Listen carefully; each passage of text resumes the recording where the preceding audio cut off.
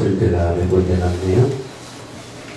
네, 오늘 말씀은 요한복음 20장이 아니고 사무엘상 3장 10절로 14절 이 안내에 관한 부분들이 조금 미스프린트가 났고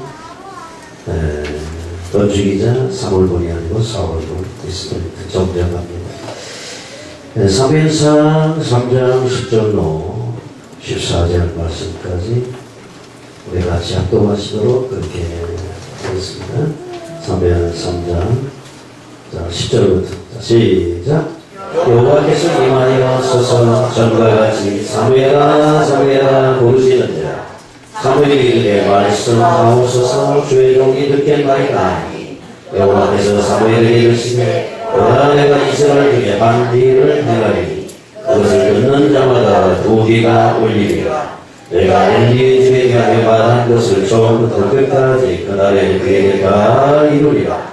내가 그의 집을 영원토록 심판하겠다고 그에게 말한 것은 그가 하는 죄악 때문이니 이는 그가 자기의 아들들이 저주를 자청하되 그하지 아니하였음이니라. 그러므로 내가 엘리의 집에 대하여 맹세하기를 엘리의 집의 죄악은 제물로나 예물로나 영원히 죽지 않을 받지 못하리라 하였노라 하셨더라. 아멘. 자, 오늘도 따라서 합시다. 십자가 보혈로 나를 덮어주시고 성령의 감동으로 예배에 성공하게 하옵소서. 다시 예배에 성공합시다. 우리 큰 은혜 받으세요. 성령의 불 받고 전도되자 정인 됩시다. 예, 정인 되시기를 주의 이름으로 축원합니다. 혹시 예배를 드리시다가 자장가처럼 드리고 소리가 오시면 조용히 일어나셔서 옆에 서서 들으시고 그래도 들리면 저 어디에 서서 이렇게 들으세요. 말씀을 들으려고 애를 쓰셔야 어둠도 쫓겨나가고 하나님이 축복하실 줄로 믿습니다. 우리가 잘 아는 대로 오늘은 한국교회가 어린이 주일로 예배를 드립니다. 어린이 주일로 예배드린다는 데입니다.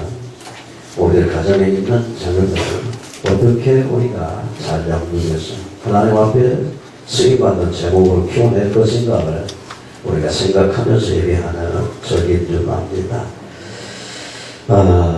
저도 그렇고 여러분들도 그렇고 가장 큰 숙제가 자녀를 어떻게 하나님이 가장 축복하시고 쓰임받는 세계적인 인물로 키워낼 수 있을까.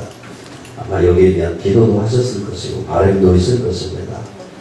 그래서 오늘도 우리가 이 자녀들을 향한 하나님의 세계 비전을 다시 한번 확인하고 우리가 저들을 어떻게 하면 하나님의 쓰임받는 인물로 키워낼 건가 한번 생각을 해보는 시간 됐으면 좋겠습니다. 사실 세계학자계에서 가장 시급한 공동 문제로 뭐를 꼽았느냐면 청소년 문제로 꼽았습니다. 그래서 세계와 한국의 문제 가장 심각한 것이 사실 청소년 문제라고 할 수 있다는 얘기죠. 사실 교육과 이론이 잘 발달된 미국이나 일본 같은 데도 사실 교육에 실패했습니다. 청소년들이 폭력과 마약, 성범죄를 막을 수가 없는 현실이 됐습니다. 학교가 없어서가 아니죠. 교육 이론이 없어서 안 됩니다. 아닙니다. 문제는 그런 것들이 아니고 실제적인 문제에야 답을 줄 수 없다는 것입니다. 사실 우리나라도 유해는 아니죠. 청소년들은 폭력이 갈수록 더해가고 있습니다. 그렇죠? 10대라고 해가지고 청소년법이 조정돼가지고 이들을 면제해주는 이 법률을 개정해야 되는 그런 단계가 되었습니다. 사실 가출도 비일비재하고 심지어는 강간, 인신매매, 범죄단체 조직가입 가장 심각한 선한의 공격은 뉴에이지 운동의 문화라고 할 수 있습니다. 사실 뉴에이지가 사람이 신이 될 수 있다는 것이죠. 심지어는 사탄을 경배합니다. 우리는 사탄을 대적하고 사탄을 결박하지만 이들은 사탄을 숭배하는 것입니다. 그래서 기독교는 인류적으로 믿는 생각을 하고 있는 것입니다. 그 사람이 사람을 구원하는 이 뉴에이지입니다. 그러니까 예수 없는 지상낙원을 꿈꾸는 목표가 이들의 사람의 업무입니다. 특별히 이들이 주로 쓰는 것이 음악이라고 하는 것을 통해서 수없이 많은 젊은 영혼을 노력하고 있는 모습을 보아지게 됩니다. 뿐만 아니라 요가라든가 명상이라든가 기운동이라든가 내호흡이라든가 여러분들이 친숙할 만큼 여러분 가까이 와 있는 이 모든 주변에 선악의 음모가 조사하고 있다는 사실을 우리는 간과해서는 안 될 줄 압니다. 사실 진로 문제, 청소년들의 진로 문제도 얼마나 심각합니까? 입시 지옥이라는 말이 나올 정도로.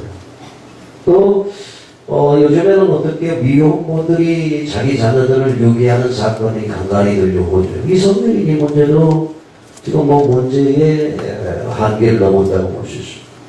가출한 아이들이 한 해 10만 명이 훨씬 넘고 있다고 합니다. 그리고 한 해 자살하는 아이들이 점점 늘어나고 정신적인 문제로 고민하는 아이들이 늘어나고 있습니다. 아이들이 타락은 점점 더 심각해집니다. 성적인 호기심 정도가 아니라 아예 아르바이트로 매출을 하는 여고생들이 늘어나고 있고 또 인터넷 음란물 홍수를 이루고 있고 시시각각으로 우리의 자녀들을 유혹하는 그런 시대에 우리가 살고 있습니다. 심지어는 초등학생들마저도 여기에 빠져들어가고 있다는 얘기죠. 또 왜 이런 문제들이 생겨났는가라는 부분을 우리가 살펴봐야 돼요. 사실 겉으로 보면 문화가 병들었기 때문이라고 할 수 있을 것입니다. 감수성이 예민한 아이들이 접하는 TV만 요즘에 너무 보세요. 15세 이상, 15세 이상입니까? 19세 이상, 20세 이상 봐야 될 모든 게 여과 없이 발육소리죠.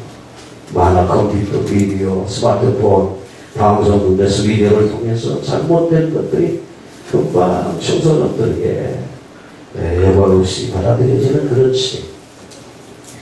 우리는 문화가 병들어간다는 사실을 너무나도 잘 알고 있습니다. 그런데 문화라는 것은 사람의 삶의 한 부분이기 때문에 이 문화 없이 우리가 살 수 있습니까? 할 수 없는 것이죠. 그렇다고 한다면 이 문화를 이길 수 있는 힘을 아이들에게 심어줘야 되는데 세상 문화에 흡수되지 않고 역류하는 물고기처럼 그리스도 복음의 능력으로 세상을 이기는 후대를 우리가 키워내야 될 줄로 믿습니다. 그런데 이런 아이들의 문제를 치료하는 곳이 없다는 것입니다. 사실 학교에서 많은 아이들이 육신적인 아픔은 부모가 병원에 데리고 있다. 아이고 내 새끼 혹시 어디 가서 나가 질서라 금방 병원에 가고 좋은 약 먹이고 그래 그러는데 마음이 아픈 것을 감지할 수 없다는 학교에 상담실이 제대로 운영되는 학교가 별로 없고 있다고 해도 아이들을 제대로 치료하거나 지도할 수가 없습니다. 왜 그렇습니까?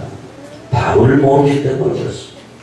아이들이 왜 이렇게 방황하고 타락하고 있는지 그 원인이 무엇인지 그 해답이 무엇인지 교육 이론가들도 답을 모릅니다. 그러므로 청소년 문화센터를 세워서 우리는 사단 문화를 복음 문화로 정복해 나가는 비전을 이루어나가야 될 줄로 믿습니다. 그렇다고 한다면 이 많은 자녀 문제만 있겠어 어려운 문제도 마찬가지예요. 특별히 오늘은 어린이주의니까 청소년 후대들의 문제를 살펴봐야 되는데 겉으로 드러나는 문제 이면에 영적인 문제를 볼 수 있는 눈이 열려져야 된다는 얘기죠.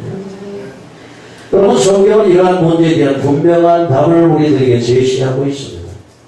청소년 문제는 문화 이전의 영적인 문제라는 것이죠. 바로 창세기 3장에 출현한 사단의 문제예요. 하나님을 모르는 세대가 사단이 이용당하여서 나가는 이 문제인 것을 성경은 공부하고 있습니다. 사실 모든 문제는 이 창세기 3장에 출현한 사단 때문에 일어나고 있는 모습인데 무슨 말이냐? 하나님을 떠나서 그렇습니다. 우리 인생이 하나님을 떠나서는 살 수가 없는데 하나님을 떠나서 그래요. 또 하나님을 안다고 하는데 하나님을 몰라서 그렇습니다. 하나님을 모르면 어떻게 될까요? 사단에게 속습니다. 사단에게 붙잡혀버리게 됩니다. 그들과 죄와 저주에 빠지게 되는 것이죠. 창세기 4장에 보게 되게 되면 언약 밖에 가인의 후예의 종보가 나오고 있습니다. 사실 그대로 완전히 사단에게 잡혔습니다. 그래서 전쟁 걸음을 하죠. 음악을 통해 자기를 이루하게 되는 것이죠. 하나님의 언약인 것이도 비밀을 모르면 어쩔 수가 없습니다. 그래서 사단은 대중문화를 통해서 청소년들을 장악해가고 있다는 말입니다. 아이들이 부르는 노래 가사 속에서 폭력적이고 선정적이고 이러한 속으로 끌어가는 음악들이 얼마나 많습니다.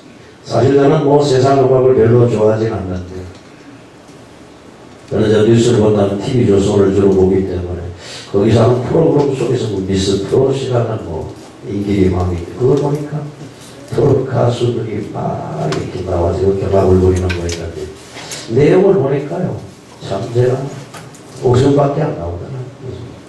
하나님 없으니까 참 노래 가사 자체가 뭐라 그럴까요? 우리의 마음을 정적인 그러한 노래들이죠.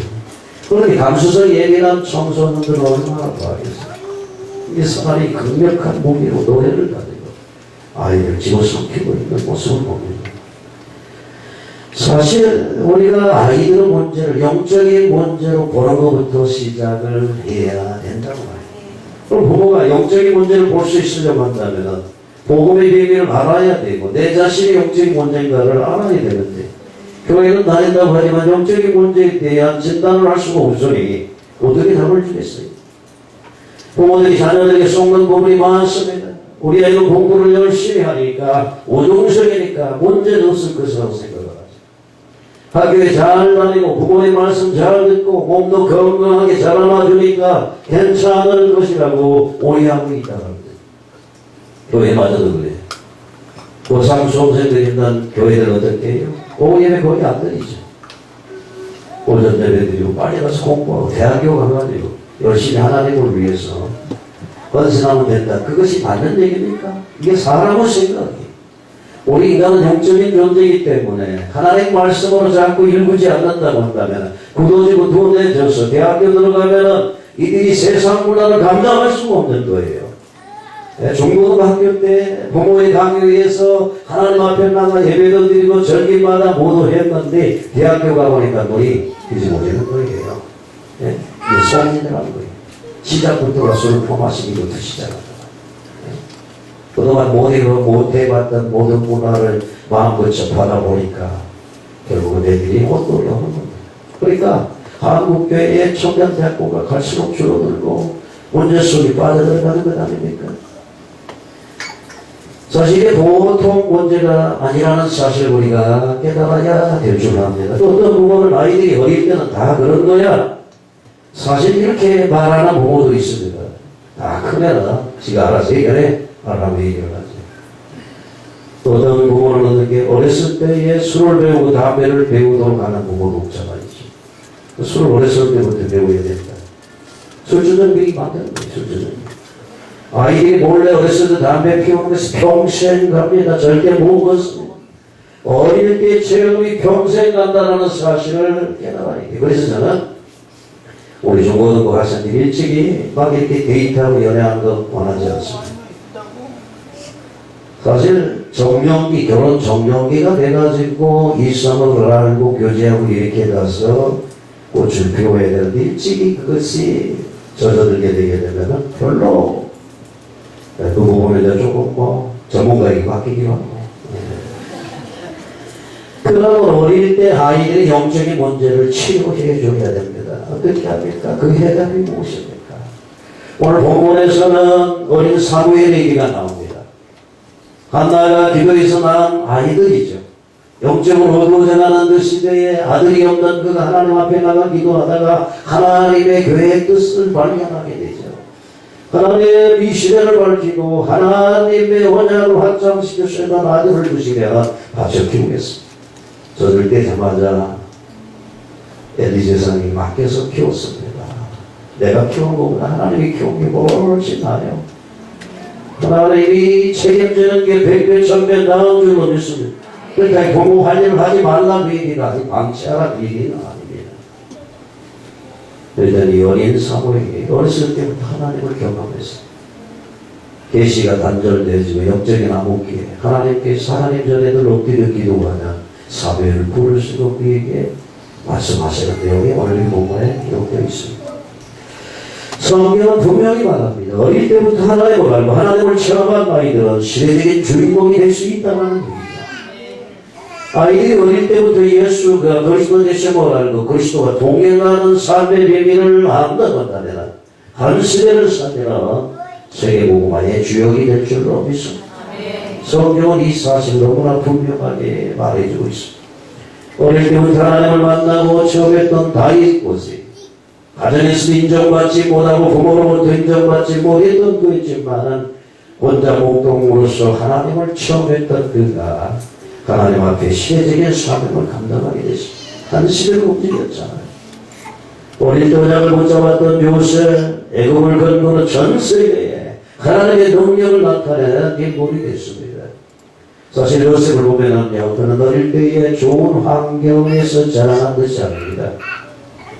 물론 경제적으로야 좀 들어오겠지만 돈만 있다고 좋은 환경은 아니에요. 어렸을 때 그는 어머니를 잃었습니다. 여기 어렸을 때 어머니를 잃고 홀 아버지 품에서 성장한 부분이 있습니까? 물론 아버지를 일찍 여긴 것도 있어요. 근데 상처가 엄마를 먼저 잃은 사람의 상처가 있더라고. 어른이 돼도 엄마 생각하잖아요.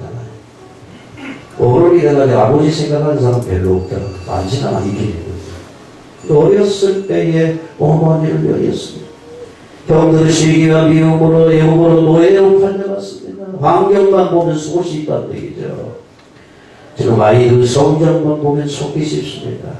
근데 예수 믿는 사람, 믿지 않는 사람이라 공부 1등 1류대학 뭐 이것만 지어가고 있습니다.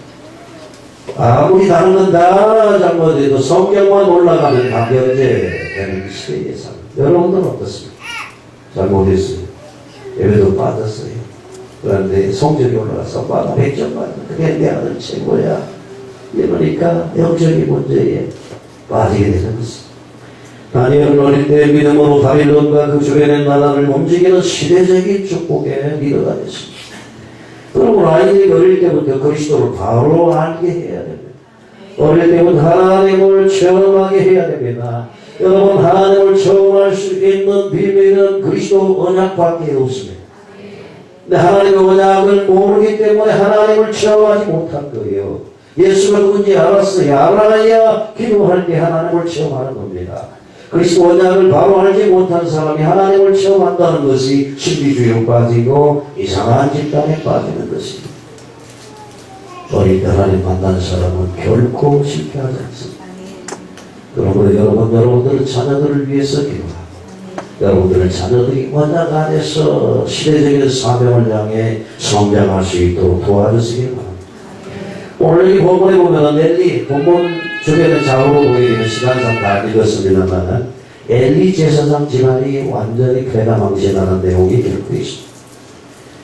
한마디 결론부터 말씀드린다고 한다면 왜 제사장 가정이 이렇게 몰락하고 패망했습니까?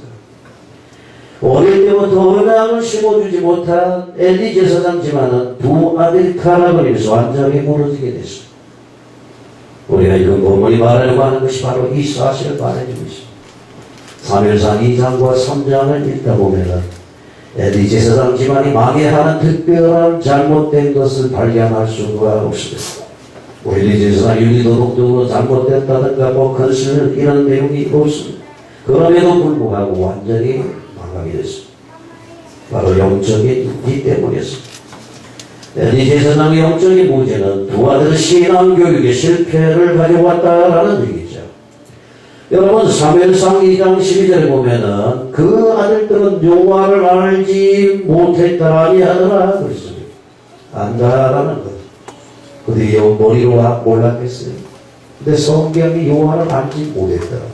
혹시 이 자리에 있는 분들 중에서 예수를 믿고 하나님을 믿는다고 하면서 하나님 예수를 모르는 사람도 있을 것입니다. 안다고 하는 것은 경험적으로 아는 거예요. 알지 못했어요. 머리로는 천지 만물을 창조하신 하나님 하는데 한 번도 그분을 만난 적이 없어요. 응답 바라본 적이 없어요. 그러다 보니까 사무엘상 2장 17절 보니까 그들이 여호와의 제사를 멸시하기였다. 오늘날로 말하면 예배를 무시했다는데 예배를 무시했으니 하나님께 드릴 제물을 먼저 취하게 됐습니다.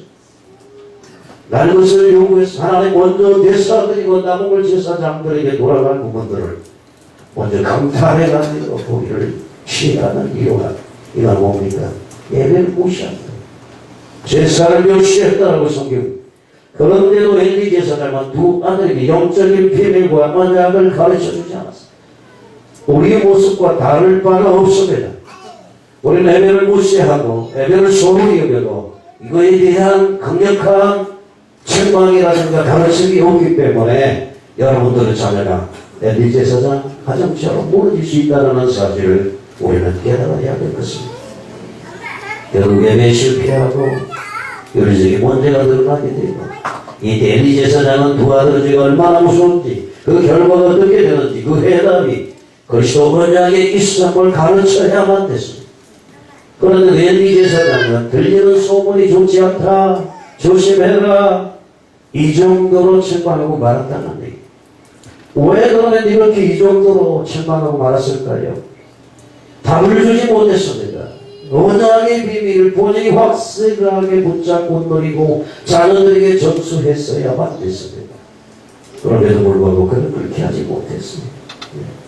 이 때문에 하나님의 심판의 메시지가 누구를 통해서 어린 사무엘을 통해서 그 집안에 선포되게 됐습니다. 사무엘상 2장 27절이야. 하나님이 사람에게 와서 그에게 이르되 너희는 어찌하여 내가 나의 처소에서 내가 나의 재물과 예물을 갈구며 이 아들들을 나보다도 중히 여겨 내 백성 이스라엘에게는 가장 좋은 것으로 스스로 살지 않으라. 하나님의 강력한 채찍의 메시지는 뭐냐? 이 아들들을 나보다도 중히 여겼다라고 제사장에게 책망하고 있는 겁니다. 여러분, 자녀를 귀하지 않는 부모가 어디 있어요? 다 사랑스럽죠. 그러나 하나님보다 더 귀하게 여기는 자녀는 우상인 겁니다. 우상은 무너지게 돼 있어요. 그러므로 우리는 분명히 기억해야 됩니다. 하나님보다 더 사랑하는 것은 이 세상에 아무것도 없다는 사실. 사실 이 우상을 우리는 치워야 될 줄로 믿습니다. 그러므로 이스라엘 하나님 나 여호와가 말하노 내가 전에 네 집과 네 조상의 집이 내 앞에서 영영히 행하리라 하였으나 이제 나 여호와가 말하노니 결단코 그렇게 하지 아니하리라. 나를 존중히 여기는 자를 내가 존중히 여기고 나를 멸시하는 자를 내가 경멸히 여기리라. 성경은 그렇게 말하고 있습니다. 나를 존중히 여기는 게 뭡니까? 예배에 성공하는 거예요.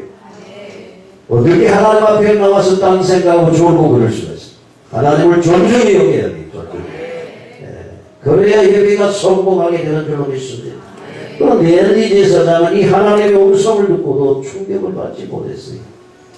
왜 그랬을까요? 마음이 둔해지고 생각이 어두워졌기 때문에.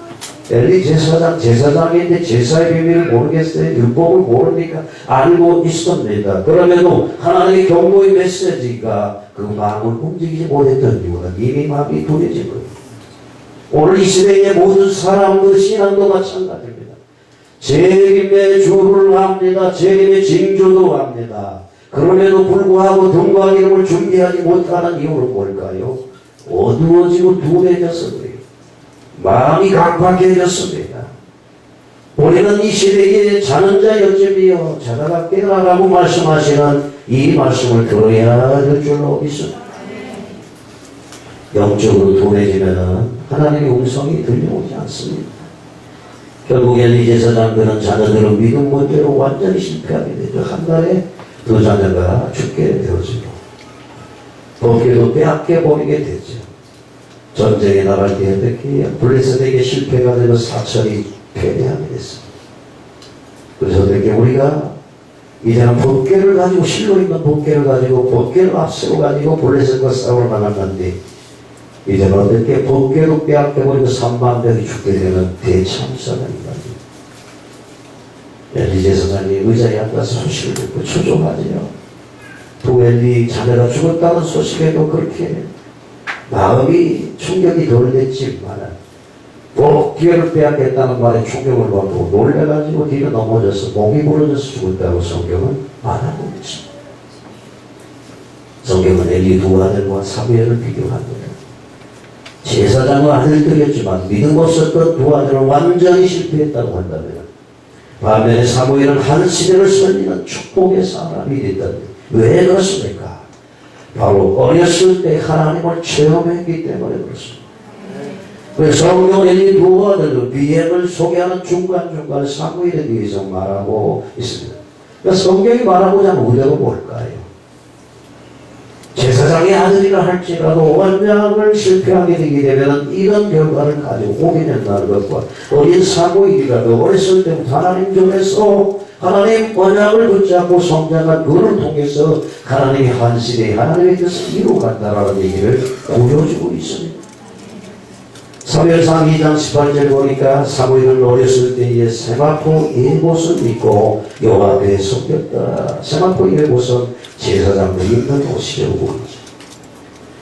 사무엘상 2장 26절에 이 사무엘이 점점 자라매 여호와와 사람들에게 은총을 더욱 받았다. 꼭 예수의 성장과 비슷하게 사람과 하나님 앞에 더욱 은총 사랑을 받았던 예수님처럼 성장하게 됐습니다. 사무엘상 3장 3절에 보니까 하나님의 등불은 아직 꺼지지 않아 있어. 사무엘은 하나님의 교회에 있는 여호와의 전 안에 누웠더라 그렇게 말했어요. 이 성경에서 그랬어. 사무엘 3장 19절에 보니까 사무엘이 자라매 여호와께서 그와 함께 계셔서 그 말로 하나도 땅에 떨어지지 않게 하시니 온 세상에서 여호와의 선지자로 세우심을 깨닫게 됐고 여호와께서 실로에서 다시 나타나시되 여호와께서 실로에서 여호와의 말씀으로 사무엘에게 자기를 나타내십니다. 그동안 하나님의 계시가 단절됐어요. 영적인 암흑기가 됐어요. 중간기 시대 400년도 마찬가지죠. 암흑기를 깨고 하나님의 계시를 줬던 자가 누굽니까? 세리온 하나님. 400년의 침묵기를 깨고 광야에 나가서 메디아가 천국이 가까웠다고 외쳤던 선지자처럼 대선처럼 영적인 암흑기에 사무엘에게 하나님이 나타나시고 계시하시고 있는 모습을 보아지게 되겠습니다. 지금 이 시대가 얼마나 어둡습니까? 캄캄합니다. 분간할 수가 없습니다. 어떠한 재앙이 도래할지 두려움이 앞서는 이런 시대에 여러분들 자녀들에게 하나님의 계시온 말씀이 이렇게 들려지는 자녀로 우리가 양육을 해야 될 줄로 믿습니다. 이 자녀들에게 그리스도로 세계 답을 줘야 됩니다. 그럼 문제는 수만 가지지만 원인은 하나인 것처럼 성경이 제시하는 분명한 답은 바로 그리스도입니다. 예수 그리스도는 모든 문제 해결자이십니다. 아멘. 근데 여러분 아멘은 잘하셔도 모든 문제 해결자 아님을 너무나도 잘 믿고 계시잖아요. 염려하는 게 안 믿는 거잖아요. 걱정하는 게 안 믿는, 두려워하는 게 안 믿는 거죠.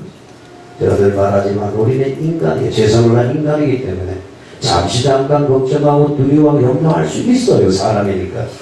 그러나 어떻게요? 그리스도로 답을 가진 사람은 이것을 몰아내고 하늘이 주신 평안으로 나가게 되는 줄로 믿습니다. 정말 만약에 어려서부터 그리스도를 알고 그리스도와 동행하는 믿음의 비밀을 안다고 한다면 하늘 시대를 살리는 복음의 주인공이 될 줄 믿습니다. 그렇다면 우리가 몇 가지 부분에 자녀들의 눈을 열어줘야 되는데 첫 번째, 이 세상의 문제가 무엇인지 정확하게 알려줘야 됩니다. 어떤 자녀들은 왜 우리 집은 이렇게 변하네? 왜 이런 걸 물려줬어? 이렇게 질문을 뭐라고 답을 할 겁니까? 이 세상의 문제는 물질 문제가 아니에요. 금수저 얘기를 하고 흙수저 얘기를 하는데 여러분 자녀가 나를 왜 흙수저야 라고 자책하고 부모를 원망할 때 뭐라고 얘기를 하겠습니까? 여러분 세상에 대해서 너무 비관적으로 낙관적으로 말할 필요 없습니다. 사실 그대로 정확하게 우리는 말해줘야 되겠죠. 아무리 우수기 발달하고 과학이 발달하고 기계가 아무리 발달해도 인간의 문제는 해결되지 않는 부분이 있음을 말해야 돼요. 지식이나 기계 문명의 발달이 해답이 아님을 알려줘야 됩니다. 네가 공부 잘하고 돈 많이 벌고 그것이 네 인생을 행복하게 하는 게 아님을 알려줘야 됩니다. 좋은 대학에 들어가는 것, 윤리적으로 바르게 사는 것이 좋은 것이지만은 그것이 인생의 해답이 아님을 분명하게 가르쳐야 된다는 겁니다. 이 땅의 근본적인 문제가 바로 창세기 3장의 문제. 하나님 떠나도록 사단이 개입한 문제고 지금 이 땅의 모든 불행의 문제는 창세기 3장 사단의 문제임을 밝히 말해줘야 됩니다. 이 땅에 돈 많이 살아가는 사람들 보세요. 감히 천문학적인 숫자 수천 조를 바꿔. 네? 엄청난 궁궐 같은 집에서 한 끼 식사가 수천만 원을 하나 미만 식사를 한다 할지라도 그 인생은 늙어 죽게 돼 있어. 이 문제를 해결할 수가 없어. 어떤 사람은 냉동인간으로 자기를 수백 년 후에 다시 의술이 과학이 발달하면 그때 영생하는 존재로 살려가. 인간은 욕심입니다. 탐욕입니다. 그러나 그렇게 될 수가 없습니다. 또한 이 땅의 문제는 사람의 노력으로 해결되는 것이 아니고 하나님의 방법으로만 해결된다는 사실을 가르쳐줘야 됩니다. 하나님께서 죄와 죽음과 저주를 해결하신 방법, 바로 예수 그리스도를 분명히 우리는 말해야 됩니다. 끊임없이 얘기를 해야 돼요. 주일날 교회 계속 복음을 말해줘야 됩니다. 죄 때문에 저주가 오고 죄 때문에 불행이 오고 저주가 이 망에 되어지고 죽음이 오게 되고 심판이 있다는 것과 이 문제를 해결하신 분이 바로 그리스도라는 사실을 또 얘기하고 있습니다. 좀 찬양도 못해요. 만나가 듣던 그 말씀 또 듣기 원하. 어렸을 때 듣던 복음, 예수 그리스도에 관한 이 복음을 전도해야 됩니다. 얼마 전에 인터넷 뉴스 보니까 아주 어렸을 때의 아이들이요 잊어버린 이 기억 다 알고 있대요. 그러니까 무의식 속에 저장되어 있다는 것입니다. 하나님께서 사실 사랑을 돕고 사랑을 속에서 인간을 구원하신 하나님의 완전한 방법 그리스도. 하나님을 만나고 하나님의 능력을 체험하는 유일한 길이 바로 그리스도임을 가르쳐야 되는 것입니다. 하나님의 자녀가 예수를 영접하고 그리스도께서 성령을 함께 계심을 어렸을 때부터 분명하게 말해줘야 됩니다. 그리고 세상의 지식보다도 그리스도를 아는 지식이 가장 최고의 지식임을 가르쳐줘야 되는 것입니다. 그러니까 공부를 아무리 잘해도 그리스도 모르면 네가 더 낫다라는 부분들을 인지시켜줘야 됩니다. 네가 그리스도를 아는 네가 공부도 더 잘한다고 한다면 더 많은 사람을 주님께로 인도할 수 있는 축복자로 쓰임받게 되는 성공 이유도 많이 줘야 됩니다. 여러분, 세상적인 물질과 지식은 우리 인생의 답이 아니고 가르쳐줘야 됩니다. 그만한 현실의 삶에서 예수 그리스도를 누리는 길을 가르쳐줘야 됩니다. 여러분, 예수가 그래서 모든 문제를 해결하신 분입니다. 이걸 누리는 게 뭡니까? 기도입니다. 기도의 힘과 기도로 승리하는 것을 보여주고 가르쳐줘야 되는 것입니다. 여러분, 기도는 돈 든 것도 아니에요. 돈은 입 갖고 기도하라고 지금 말하잖아요. 네? 무시로 기도하세요. 그냥 염려할 시간에 기도하고 하나님이 다 이미 내 믿음대로 될지어다라고 말을 했어요. 이거 맡겨야 되는 거예요. 그거 맡기고 있으면 됩니까? 하나님이 일하시도록 기도해야 돼요. 네? 끊임없이 기도할 거예요. 그 자녀들도 마찬가지. 이 망할 놈의 새끼 아픈 네가 먹어야 된다고 이거 먹을로 자꾸 그러니까 인생이 고달파지고 거지처럼 살아가는 거예요.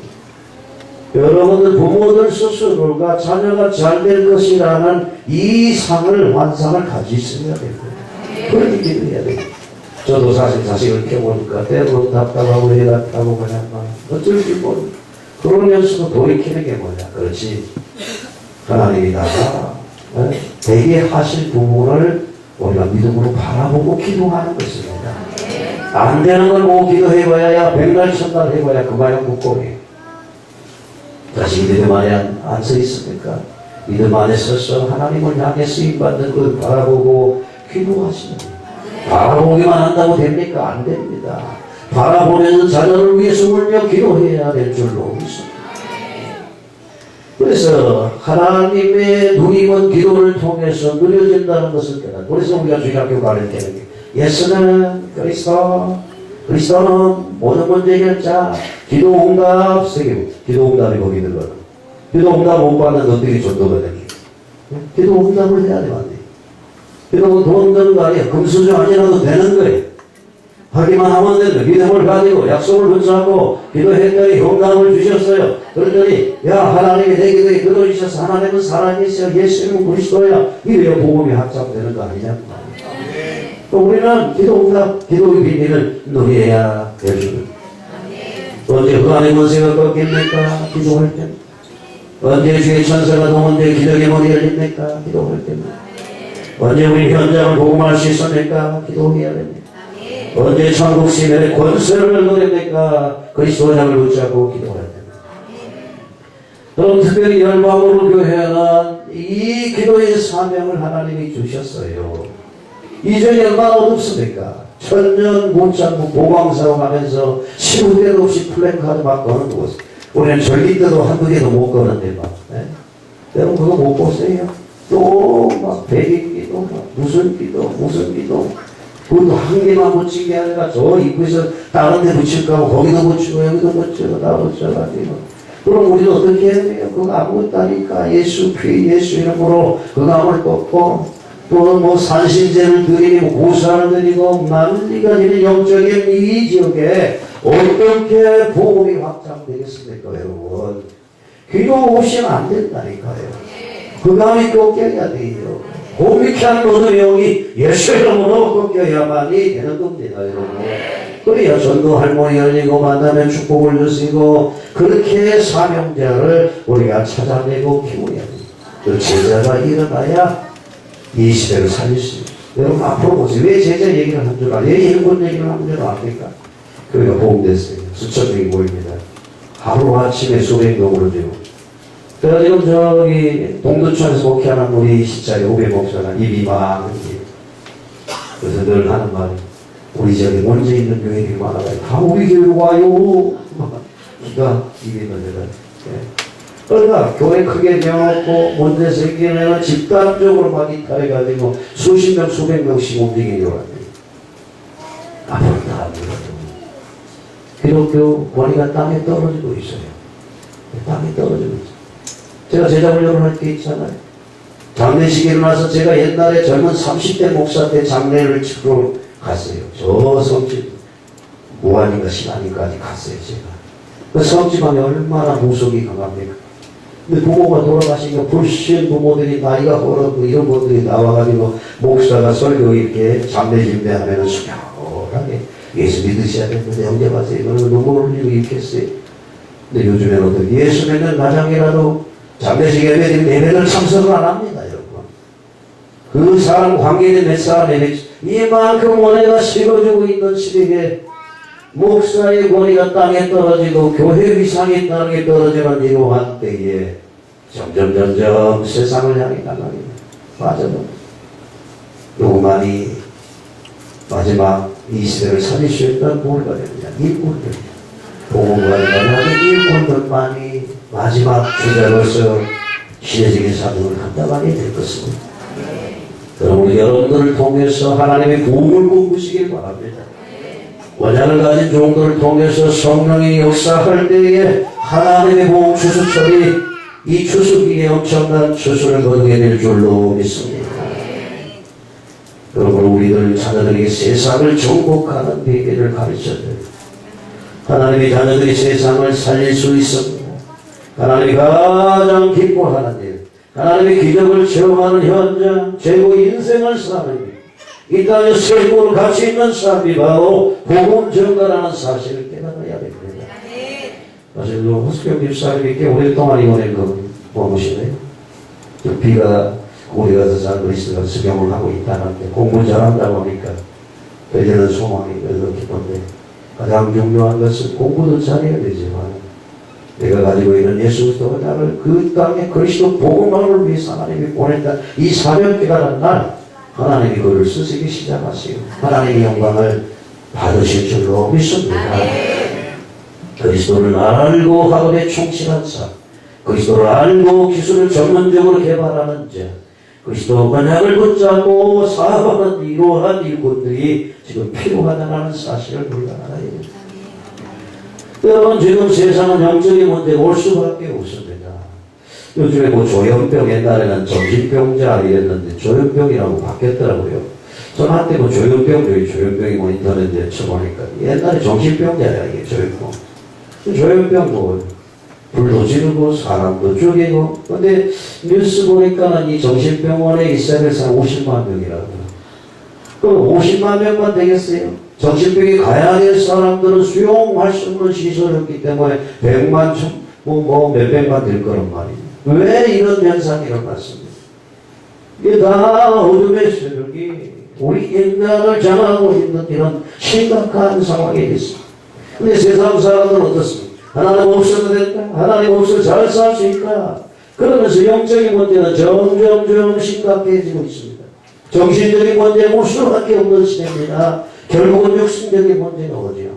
이런 질병으로 개인도 지금 전체가 죽어가고 있습니다. 그런데 이것을 감추기 위해서 포장을 합니다. 여러분, 다른 사람이 알면 안 됩니다. 환청이 보이고 환상이 들리고 가위 돌리고 왕목을 끄고 귀신도 보고 막 이러는데 이거를 감추는 것이에요. 영적인 것은 절대 안 보이게 숨깁니다. 정신적으로도 안 보이려고 합니다. 보이는 것도 육신적인 것만 보이려고 하는 시대가 됐어요. 마음은 지금 완전히 피폐해서 죽어가는데 영적으로 시달리고 있는데 명품 모세는 명품과 외제 차이가 큰 집에다가 보이는 것에 드러내는 시대가 지금 시대예요. 그럼 여러분들 어떻게 전도해야 되겠습니까? 나는 지금 뭐 월급도 얼마 받치는 최저 생활을 하고 있는데 좋은 차, 좋은 집에 사는 사람들이 예수 믿으면 아이고 니나 믿으라 보여주는 건데 그 사람에게 도전할 수 있는 것은 뭘까요? 영적인 문제예요. 누구에게나 영적인 문제가 있어요. 하나님 떠난 인생이 잘 살수록 영적인 문제가 큽니다. 그 문제에 대한 답을 준다고 한다면 수천만 원을 싸지마시고 정직이 찾아가잖아요, 여러분. 돈은 있는데 안 되는 거예요. 시달리는 거예요. 우리가 수억을 주고도 점을 치고 구단하는 그 사람들, 여러분들이 그 사람들 영적인 문제에 대한 답을 줘야 될 줄로 믿습니다. 그런데 이것을 해결하기 위해서 병원에도 다녀보지만 안 되지. 그러니까 우상으로 갈 수밖에 없는, 이게 바로 사단에게 잡히는 것이, 이게 현실, 여기 현재상. 지금 교회가 무너지고 있는데 현장은 지금 사단에게 완전히 잡아빼고 있습니다. 사단의 문화, 사단의 정치, 사단의 학업, 이 모든 것들이 하나님이 안 보이죠. 하나님 믿는 사람들조차도 하나님을 망가고 잊어버리고 세상을 향하는 사람들이 점점 많아지고 있습니다. 교회 다니는 사람이 교회는 나쁜 것이야 제자훈련을 하고 있다네. 교회 가지마, 가봐야. 그래, 가봐. 교회 다니다가 쫄딱 망했잖아. 가봐. 나 과거에 열심히 했어. 제자훈련 하면서. 무엇 때문에? 언약이 없어요. 네? 지금 현실. 이때 하나님 우리에게 무엇을 주셨는가? 그것이 임마누엘 비밀 예수 그리스도 언약을 저와 여러분들에게 주신 줄로 믿습니다. 하나님 너무 함께 계신다. 그 하나님이 천지 만물을 창조하신 하나님, 지금도 살아계신 하나님, 하나님 함께하는 게 구원 아닙니까?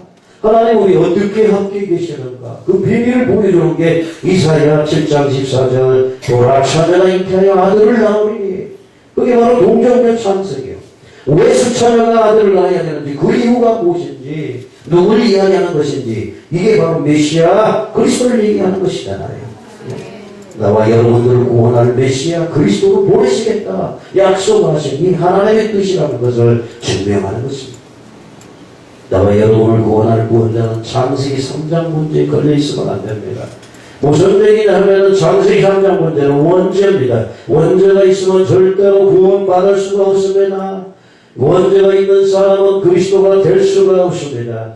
여기 걸려있는 사람 석가도 봉기하고 소크라테스 나폴레옹 박대선 문선병 이만희 한산호 여러가지 많은 인간들 다 창세기 3장 원죄에 걸려있는 사람들이에요. 그러니까 그들은 메시아 그리스도가 될 수가 없는 것입니다.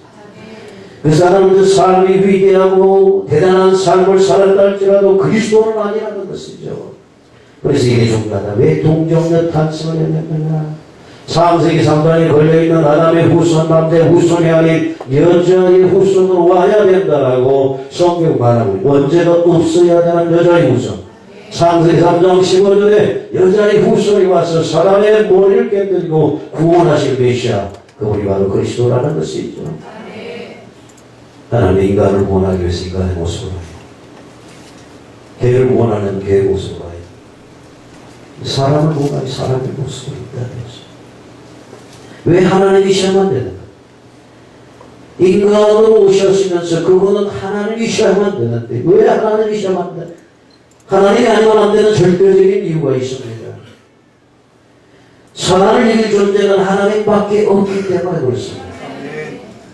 아무리 인간 세상에 영웅 호골이 왔다 갔다 할지라도 땅따먹기 조금 넓게 했다고 그 자가 사단을 이길 수가 없다고. 그리고 모든 사람은 죄를 범하여 있기 때문에 하나님의 영광이 되지 못하고 의인은 온감이 한 사람도 없는 거예요.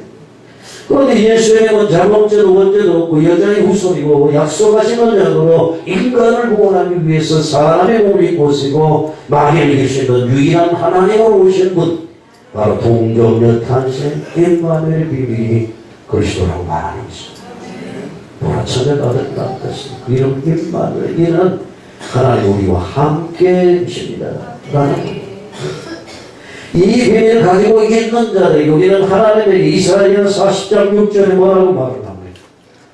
말하는 자여 소리여 이르되 외쳐라. 대답하니 뭐라고 외칠까요? 모든 육체는 풀이요 모든 아름다운 들이 꽃과 같으니 풀은 마르고 꽃은 시드나 우리 하나님의 말씀은 영영이 소리하라 라고 말을 했습니다. 풀은 시들게 되어 있습니다. 아무리 화려한 인생 부귀영화를 누려도 권세를 누려도 꽃이 떨어지게 되어 있어요. 그러나 하나님의 약속의 말씀은 영영하리라. 성경은 이 영원하신 하나님의 말씀 복음을 전달하라는 얘기죠. 이 영원하신 말씀 속에 하나님 우리에게 주신 복음이 있는 것이잖아요. 이것을 전달하라. 이 비밀을 전달하는 것. 그러면 누가 존경하게 되냐? 이 영원한 생명을 주시는 복음운동하는 사람이, 이 영원한 복음운동하는 교회가 하나님 모습에 가장 가치 있고 중요하지 않겠느냐. 여러분 한번 생각해 보시라고요. 네? 이 땅에 풀도 꽃도 다 떨어지지만 오직 하나님 말씀만 있는 자가 영원한데 이것을 전달해라. 복음을 전해라. 그럼 어느 교회가 하나님 모습에 귀하겠느냐. 예수님이 이 땅에 오셨을 때에 성령을 어느 교회에 주셨습니까? 46년 동안 화려하게 지었던 그 큰 예루살렘 교회에 성령을 보내신 것이 아니고 초라한 마가다라 광에 120분들에게 하나님이 성령을 보내시고 지상 최대의 명령 사명을 주셔서 로마를 정복하게 하셨습니다. 우리에게까지 전달되게 하셨던 이 하나님. 그러므로 여러분 기억하시기를 바랍니다. 하나님이 오늘 이 자리에 있는 여러분 중에 누구를 귀하게 여길 것인가? 누구를 쓰시기를 원하고 누구를 축복하실 것인가? 말할 것도 없이 복음을 전가하는 저들이 하나님 앞에 수임받는 것입니다. 성경은 계속 이사야 43장 10절에 하나님의 정인으로 우리를 세웠다고 말합니다. 나의 여호와가 말하노라. 너희는 나의 정인이다. 나의 종으로 택함을 입었다. 이런 너희가 나를 알고 믿으면 내가 그의 줄 깨닫게 하려 합니다. 나의 전에 지으심을 받은 신이 없으느니라. 나의 후에도 없으리라. 하나님의 정인, 그리스도의 정인으로 하나님 앞에 쓰임받는 것이죠. 그뿐만이 아닙니다. 여러분을 통해서 하나님은 모든 것을 회복시키시겠다고 말을 했습니다. 이사야 43장 8절에 보니까 눈이 있어도 소경이요 귀가 있어도 듣지 못한 귀머거리요 이런 사람들을 이끌어내라는 것이라. 살려내라는 거예요. 귀가 있어도 듣지 못하는 자 일어났어요. 여러분. 예? 이게 하나님이 지금 외타게 하는 거야. 교회에 나와서 예배드리면서도 귀가 있어도 듣지 못하는 이 바보들을 깨워내라는 거예요. 입이 있어도 덩어리인 자들을 입을 벌리게 하는 말이에요. 하나님 앞에 찬양하세요. 기도하세요. 복음을 전하세요. 왜 덩어리개가 되는 겁니까? 덩어리개에서 우리가 탈피해야 돼요. 이 사명을 우리에게 주셨습니다. 이 사명을 전하는 사명자에게 세일을 행하시는 하나님, 세일을 행하시겠다. 세상 사람들이 깜짝 놀랄 만한 세일을 행하시겠다. 그 내용이 뭔 줄 압니까? 사막에 감을 내시겠다. 광야에 길을 내주시겠다는 것. 광야 같은 인생길에 하나님께서 함께 하셔서 그를 형통한 자로 축복하셔서 하나님이 함께 하시는 모습을 온 땅에 증거하시겠다. 하나님이 하셨습니다. 세상 것으로는 절대로 안 되는 일 하나님이 하시겠다. 그렇기 때문에 일어나라, 빛을 발하라, 그리스도의 영광이 비쳐 너희에게 임하지 않았다. 근데 우리는 웅크리고 있는 거예요. 우리끼리 그냥 같이 있는 거예요. 일어나기만 하면 되는 거예요. 보혈을 뿌리기만 하면 되는 거예요. 하나님 꺾기도 하고 내 안에 있는 빛이 발하도록 기름을 준비하셔야만 되는데 우리가 되게요 나의 의로운 행실로 전도한다고요. 택도 없는 소리예요. 그래서 영광이 빛이 비쳐야 흑암이 꺾이고 흑암이 꺾여야 묶여있는 자들이 돌아오는 구원의 역사, 하나님의 보응이 일어나게 되는 줄 믿습니다. 그런데 여러분, 부모가 그리스도 비밀을 모르면, 부모가 영적인 어마어마한 비밀을 모르면, 최고의 축복된 직책인 제사장 엘리가 할지라도 인생이 실패하게 되고 배가 망신한 가문이 될 겁니다. 오늘 이 주일을 맞아 자녀들이 부모는 잘 알아야 됩니다. 부모가 기도하지 않으면서 자녀에게 기도를 가르칠 수가 없습니다. 부모가 그리스도를 모르면서 그리스도를 말할 수가 없습니다. 안다고 하는 것, 오늘 여기 엘리 제사장의 자녀들이 제사를 안 드린 게 아니지만 여호와를 몰랐다, 알지 못했다는 말. 내가 그리스도를 알지 못하는데 자녀들에게 그리스도를 백날 천날 얘기해 보세요. 되겠어요? 안 되는 거예요. 자녀들과 함께 기도하고 자녀들에게 내가 체험한 그리스도를 얘기를 해야 됩니다. 예수 이름으로 귀신이 이렇게 꺾인다. 예수 이름으로 이렇게 응답을 받는다. 예수 이름으로 천군 천사가 동원되었다. 이런 부분들을 여러분들이 경험하셔야 됩니다. 오늘 이 주에 그 모든 영적인 눈이 열려지시기를 바랍니다. 말씀해주려고 합니다. 부모님 오늘 당장한 일이 있습니다. 정말 우리 자녀들이 학업의 문제, 이성 문제 이전에 영적 문제로 고민하는 것이 아닌지 먼저 확인해 봐야 됩니다. 그리고 그리스도로 치유해야 됩니다. 윤리적으로 아무리 그렇게 우리들 자녀들을 바르게 살 힘이 없다는 것을 알아야 됩니다. 사람을 이길 수가 없습니다. 어떻게 죄를 이기겠습니까? 나도 못 이기는데. 예? 어떻게 그들이 이길 수 있겠어요? 그래서 자녀들에게 그리스도로 확인을 시켜야 됩니다. 정말 그리스도를 알고 있는가? 정말 네가 하나님의 자녀인가? 그렇다고 서두를 이유는 없습니다. 이제부터 가정에서 하나님의 약속인 언약의 비밀을 지속적으로 선포하고 가르쳐야 되는 것입니다. 자녀들을 말씀으로 그리고 그리스도로 치유해 나가야 되는 것입니다. 왜냐 나와고는 전혀 상관없는 가문의 영적인 대물림이 3, 4위까지 연결되어 있다는 사실을 알아야 됩니다. 많은 학자들 가운데서는 가문에 흐르는 저주가 성경적인 거 아닌가. 그건 그 사람들이 말이죠. 실전적인 상황을 모르는 사람이 뭔 얘기를 하겠어요. 성령을 경험하고 체험하지 못한 사람이 무슨 얘기를 하겠어요. 성령님이 봐야 내 안에 어둠의 영이 있다는 것이 드러나게 되고 내 안에 있는 어둠의 영이 끊어지고 꺾어졌을 때 내가 얼마나 자유환자인 것을 경험해 봐야 예수가 그리스도구나 맞다라는 체험적인 고백을 할 수가 있게 되는 줄로 믿습니다. 오늘 말씀을 듣고 정말 이 땅의 청소년 문제가 심각한 줄 알고 헌신하는 여러분들이 되어야 됩니다. 그래서 우리 교회가 이 일을 위해서 기도 제목을 가지고 있습니다. 하나는 학원에 복음합니다. 오랫동안 기도해 왔습니다. 시대를 살리는 대안학교로 여러분 기도하시기 바랍니다. 본격적으로 우리 청소년들을 살릴 사람들이 필요합니다. 학교 현장에 학생들이 우리들에게 그리스도로 답을 주고 문제 있는 학생들과 상담을 도와줄 수 있는 그리스도 만약을 가진 상담가들이 교사로서 그들을 지도해 나갈 수 있도록 기도에 동참해 주시기를 바랍니다. 문화센터를 위해서 기도해야 됩니다. 청소년 문화센터, 사단의 찌들린 이 청소년들에게 복음의 문화센터를 통해서 저들에게 어떻게 해요? 하나님 나라 확장에 대한 비전을 열어줄 수 있는 그런 문화센터가 우리 교회의 기도 제목입니다. 그렇다고 한다면 어떨게요? 물질의 여유가 있어야 되겠죠. 그래서 저들을 살려야 되는데 그래서 산업선교가 필요합니다. 그 산업하는 분들이 왜 성공해야 되는지, 왜 대박 인생이 되어야 되는지, 세상에 보니까 많은 성에 갖고 얘기 많이 나오더라고. 근데 그들은 삶이 별반치 않아요. 제가 이번에 이제 시차역에서 멀리서 충청도에서 목회하다 은퇴하고 가서 넣어놓았어요. 누구들 차도 막 그냥 뭐죠? 다마스. 그 똥차 비슷한 걸 막 꿀 외가지 나이 드신 두 분이 올라오고 해서 노년이 그렇구나. 이번에 가서 봤더니 한 50억 재산이 있더라고. 땅마리가 30억이고 인천에 빌딩이. 그래서 저는 이런 생각을 했어요. 그분도 이제 어떤 목회자를 욕되게 하려고 하는 건 아니거든요. 여러분. 제 말을 조심해 들으시기 바랍니다. 근데 이거 조금 더 복음을 누린다고 합니다. 좀 더 복음의 가치 있게 이 부분들의 여색을 보낸다면 얼마나 좋을까라는 그런 생각을 했습니다. 그리고 이 세상에 돈 주체 못하는 사람도 많습니다.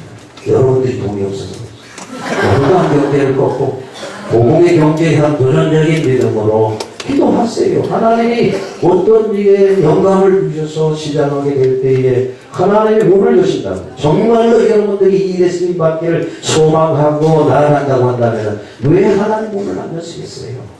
그래서 그런 산업인들이 일어나서 우리가 성령센터 안에 있는 5가지 비전을 이루고 저 앞에 설 수 있는 그러한 교회가 됐으면 좋겠습니다.